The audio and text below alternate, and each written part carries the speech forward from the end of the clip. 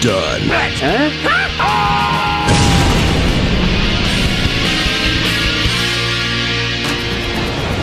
Hello, I'm the Nostalgia Critic, and this is Niagara Falls!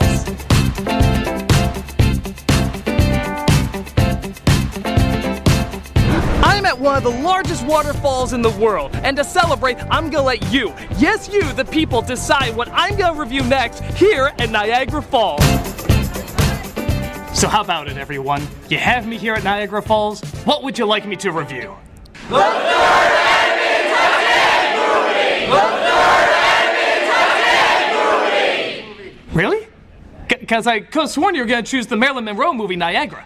The romance between her and Joseph Cotton has been described as a raging torrent of emotion that even nature can't control. Look north and Titanic movie! But Monroe plays a tantalizing temptress that kisses fired man's souls. You can't deny such poorly worded smut! Look north and Titanic movie! Alright, fine. I'll review this movie that has nothing to do with Niagara Falls, but you guys have wanted me to review for years. Will that make you happy?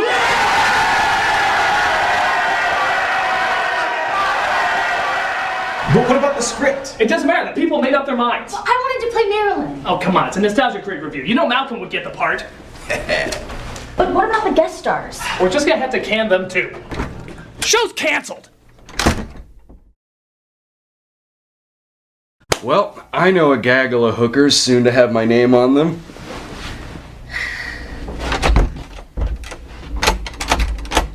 It's locked from the outside. Well, that goes along with him cutting the phone and the TV. Who does that? He said it would keep us in character. As what? Amish bed testers? Is that why he also took our phones and deep fried them? I really should have drawn the line at that. Why do we do things with him?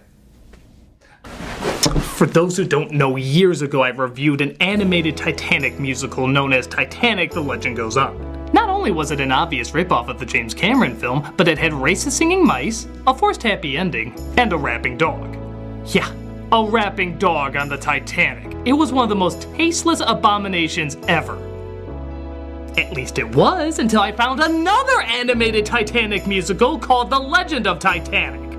It had racist singing mice, a forced happy ending, but no rapping dog. No. That was replaced with a glove-sniffing fetishist, sharks that escape from jail that sink the ship instead of an iceberg, and a giant puppy dog squid who puts the ship back together so that everyone can get out alive. Good chocolate-coated God. As if having two of these in existence wasn't enough for Skynet to want to kill us, this last one actually got a sequel. Because sinking the Titanic was clearly just part one. The sequel is the one we're looking at today, called In Search of the Titanic. Just when you thought things couldn't possibly get any stupider in a world that focuses on the sinking of the Titanic, what does this one throw in? Atlantis! Yeah, Titanic and Atlantis now exist in the same universe. Well, I guess it is the next logical step. It just keeps going in descending order. Titanic in Atlantis, Titanic in space, Titanic assignment Miami Beach, and of course, Titanic in the hood. Let's green egg and have it. The funny thing is, this wasn't even originally called that. It was originally called Tentacolino, the name of the puppy puss in the last one, even though he's barely in it. But his name was changed from the Italian version to something more simple. Whatever they choose to call him. Adi. Naughty. Archie. The great Adi. Yeah, any of these. And thus it became a Titanic movie once again, meaning I have to review it. And believe it or not, it is actually, no joke, not kidding, even worse than the other two. Not one hint of sarcasm, this is the worst one. Now, I do have this tradition of drinking a rather large bottle of Jaeger every time I view one of these, and seeing that this is somehow the absolute worst out of all of them, it's time to push the button.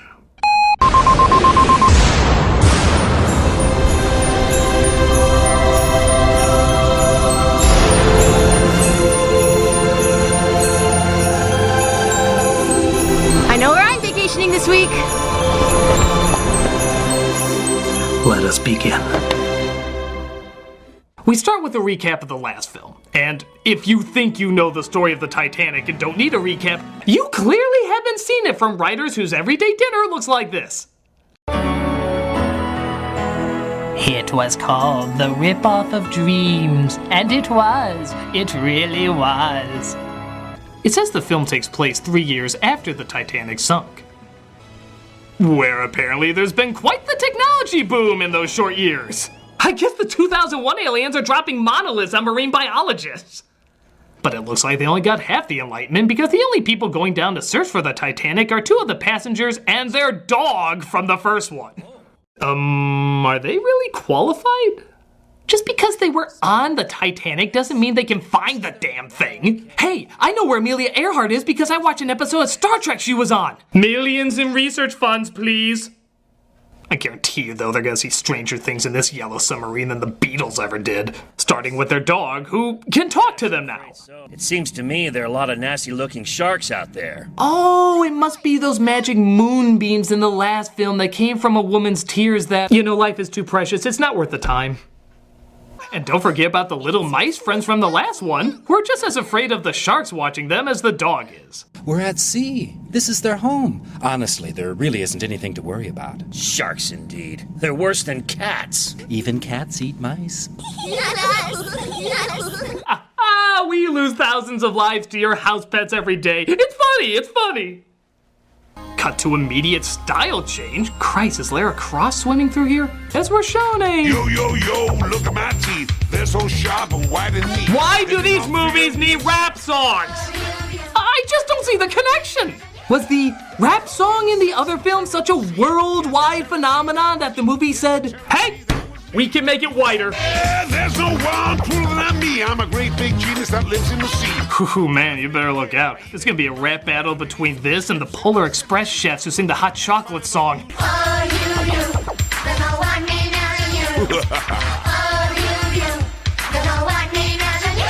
What the hell are they even saying? It's so gargled that I think we're just supposed to interpret our own lyrics.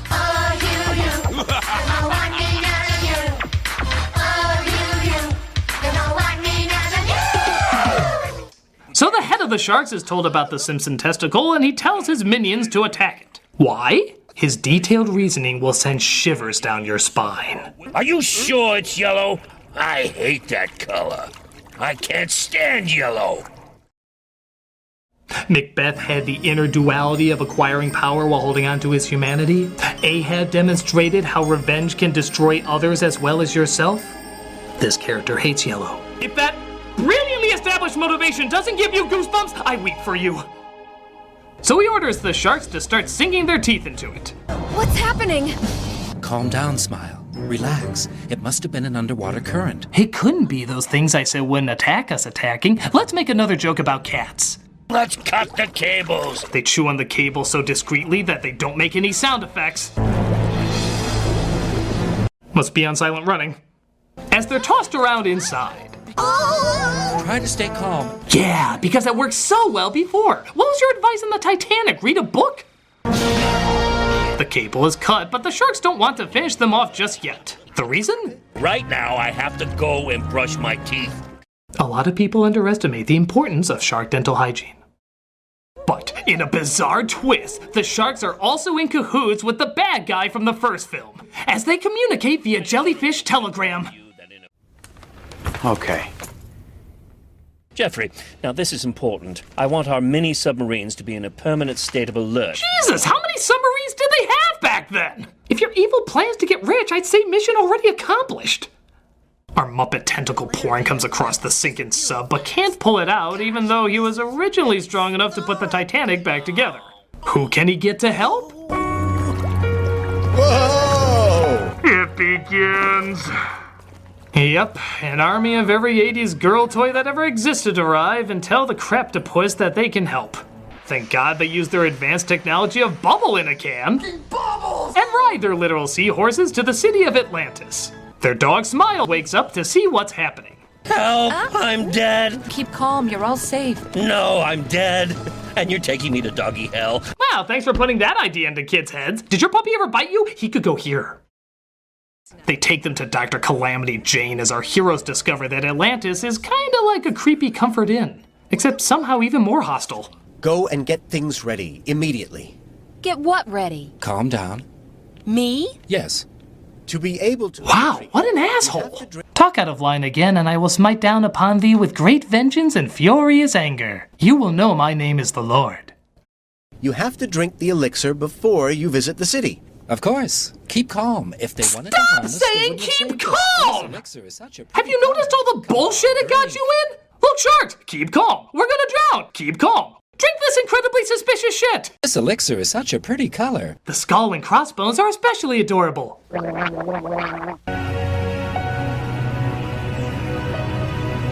I'm honored to introduce to you my squadron of mermaids and mermen. Bye. Why'd we show up for this again? Does he think we can hear him through that? We must go. It's getting late. The mall closes half past kidnap o'clock. How do you like it? It's like a dream. No, dreams make sense compared to this. They then take him to a room full of toys who have the ability to speak and achieve conscious thought. How is this possible? Everything lives, moves, and thinks, even if it seems impossible at times. Oh, that explains that. How about a creepy song number? Here is a surprise. You can thank your lucky stars that have saved your lives. I don't like this guy's voice. He sounds like the Crypt Keeper if he was choking on Gollum. I will say without mistake, Atlantis is the only place where you always stay awake. This is the last thing we'll see before we die. It's fun and games. But you know what this song really needs? Here in Atlantis. Rave music. The water is fresh, you can swim around at the fish hotel. It's a real cool sound. Coming to my shop, a dozen custard dime. Every single day, it's always party time. This review is writing itself. I'm not even kidding. Look, this review is literally writing itself. This is so terrifyingly batshit insane that you can actually hear someone off-screen declare, "This is scary." I'm not even kidding. Listen closely. Do you hear that? I swear she said this is scary. Yes, it is, poor soul. I think we know who the real survivors involving the Titanic should be. But the musical counselor lets some uncomfortable news slip. Up there, you can't go back. Oh, I'm sorry. I was supposed to tell you that after the chloroform sprinklers went off. Holy Christ, I need a drink. Hey, who drank my Jaeger Planet? Tonight, we are young. So let's set the world on fire. We can go higher, higher than the sun. There's the sun.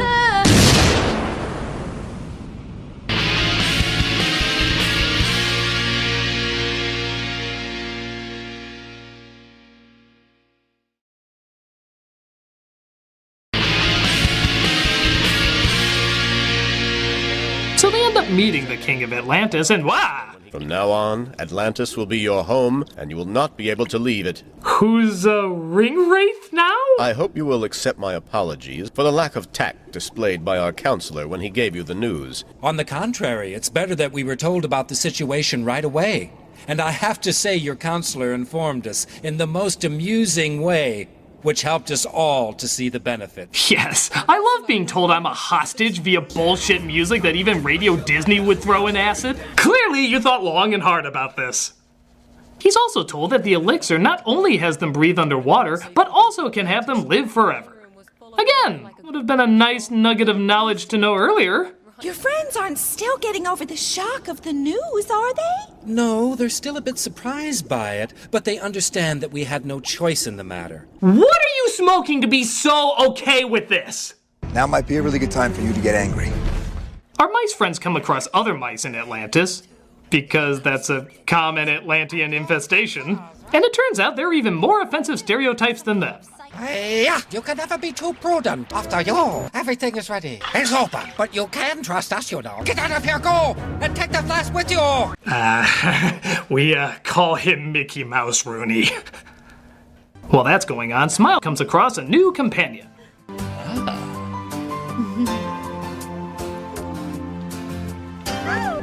Whoa, whoa, whoa, slow down. We haven't even sniffed each other's asses yet.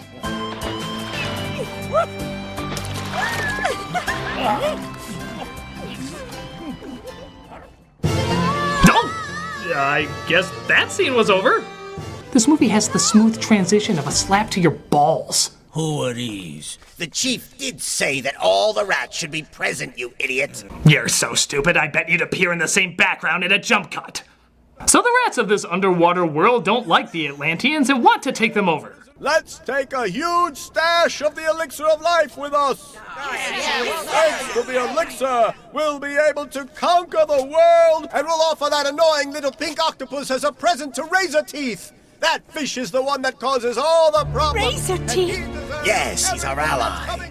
Wow, I never accumulated so many questions in such a short amount of time. How did the rats get there? If they didn't drink the elixir, how can they be there? How will the elixir make them rule the world? Why do they want to rule the world? What issues do they have with the Atlantean government? How does the Atlantean government work? Why do they think the octopus causes all the problems? How are they in contact with the sharks? Why are they in contact with the sharks? This bullshit makes so little sense you could call it Brexitlantis.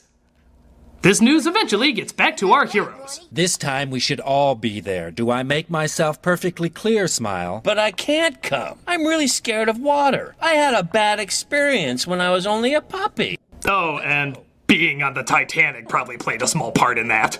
Oh yeah, by the way, aren't we supposed to be looking for that? For a film called In Search of Titanic, there's very little searching for the Titanic. Even for the original title, Tentacolino, he's barely in this either. You might as well call it Left Shoe on Lady's Foot. It'd make about as much sense and be far more engaging. So they tell the king about the evil plot and how they also plan to take apart his counselor. If they dismantle me with a screwdriver, I'll die. They'll have to have a screwdriver, and down here in Atlantis, there are no screwdrivers. They've all been banned. Well, wait a minute. No screwdrivers? All of this city was made with no screwdrivers?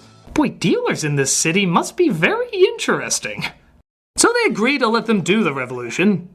I mean, they are just friggin' rats. And to stop them in the middle of it. We'll replace the flask of elixir with a false one, which will be full of water. I'm ready to serve, Your Majesty. We must prepare for battle. All we have to do is win. You've made everyone dumber for saying that. So they help them get the fake elixir, but the Atlanteans are there to head them off. That's it, good!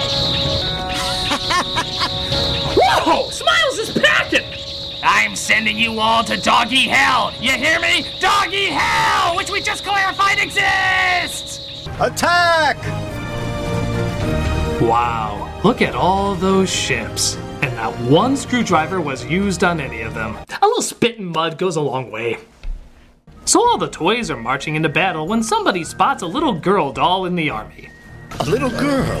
Little one, I appreciate your effort, but this is no place for someone like you. What is your name, my child? For the love of broken bagpipes! What? I'm not a little girl. I'm the commander of the mountain artillery troops. It's a curse, not a disguise. I'm dolled up like this because I fell into the hands of a little girl who thought she'd put a wig on me when she saw me with this skirt on. Your Majesty! Don't come near me. Let me fight. I have to banish this curse that's haunting me and regain my identity. Okay, some notes? How is a little girl dressing you up a curse? It's just a little girl dressing you up. There's no supernatural elements. Second, why don't you just take the wig off? Along with the makeup? In fact, you're underwater. How the hell does it stay on anyway? Yeah, like that. You just did it! You took it off like it was nothing! Does that mean the curse is gone now? Whatever weird curse you think your Parker brother Ouija board gave you? From now on, you have a new leader. A new general. The General Brumali. And I'm not even kidding. This character never comes back. The strange backstory, the curse, the nonsensical story arc, none of it plays a part in anything. It was 100% pointless. Well, thank you for that. Whenever somebody brings up a Scottish toy who fought in a war who was cursed to look like a little girl but fired a cannon lifting the curse and promoting him to general, I still won't reference you. So they zap the bad guy's ship with some sort of forgetting ray. Okay. And the bad guy totally forgets his plans. Or if he ever had any at all. Yeah, what was his scheme? Jeffrey, tell me, what was happening? Thus, the rats also find out that the elixir they got isn't the real elixir, as they test it on this old man whom they tied to bricks and tried to drown. You know, I'm starting to think these were the rats Nim flushed down the toilet. Fix them so that they'll never hurt anyone again. Ah! What was that? We've won. We're the best. Why was there a random shot of Pink Thulu there? Was it a subliminal message letting us know the film is always watching us? Jesus died in vain. We've won. We're the best. And as a reward to our heroes, they clean up and put together the Titanic. Yeah, remember that? The title of the goddamn movie? We finished, Your Excellency. Complete with dead bodies and everything. Yeah. Come on, Screwy! Wait a minute! He's with a screwdriver! I thought they were outlawed! In fact, the screwdriver can talk too! Yeah, it can think, it can make choices, it can do anything just like all the other things! That makes it kind of worse! They've outlawed an entire group of people just for existing? That's America's job! So they take the ship and our heroes to the Isle of Naboombu, where they say they'll live the rest of their immortal lives. Sweet? This is a secret island, unreachable by anyone, and here you will live happily ever after. Thanks again for kidnapping us, forcing us to live forever, having us fight in your wars, and dropping us off on a deserted island! Thank God we have no friends back home. And that was The Search for Titanic, by far the worst of the movies. Not because of how historically insensitive it is, you could claim the others are worse for that, but just for what a poorly made, nonsensical, totally mad collection of ravings it is. The imagery in this film is beyond bonkers, and the reasons for the imagery are the invitation to a dark hallway of insanity I wouldn't wish upon my worst enemy. It is beyond words. It is a sickness. It is the worst in the animated musical Titanic trilogy. And I am so sad we live in a world where that's a thing. Holy goddamn hell. For this movie is an infection. And let me tell you, it's infected me. And it's gonna take a long time to get rid of it.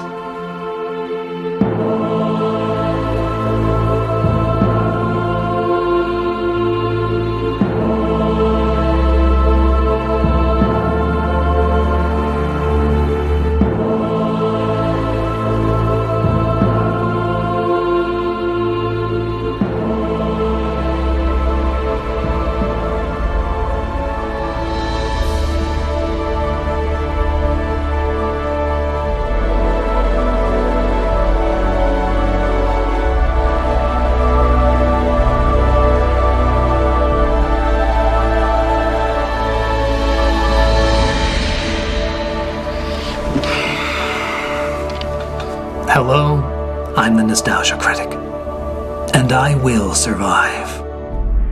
You know, it's funny. In the end, all I had to do was think of people less fortunate than me. That somehow just cleared everything up. Just thinking of people less fortunate than me.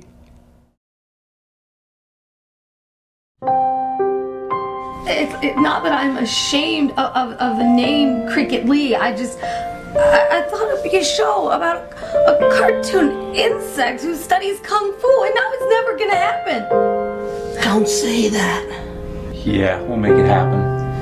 Actually, I think there is a porno of it.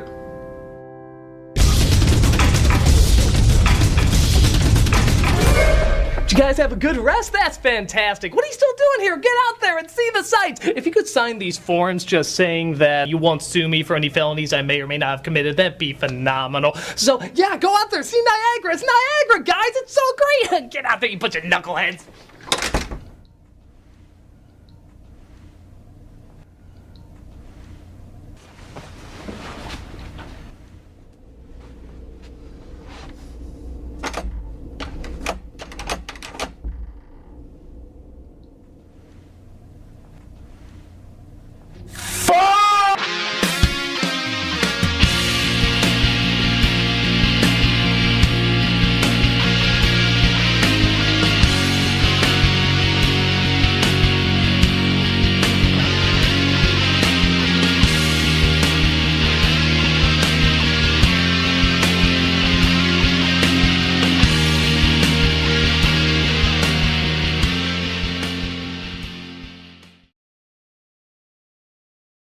Non ci resta che vincerla, allora.